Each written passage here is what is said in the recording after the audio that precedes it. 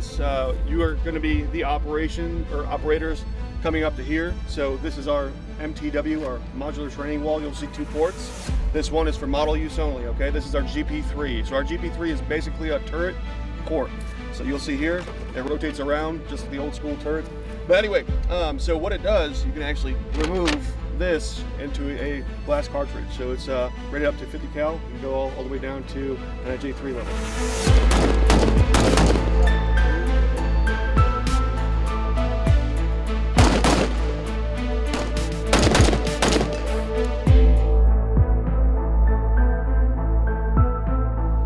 To minimize transition times.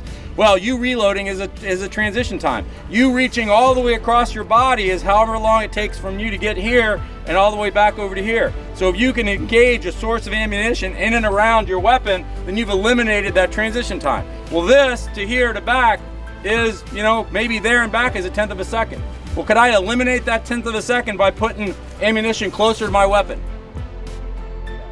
But again, guys, anything you can do to eliminate that transition in a magazine in this area is going to make you faster.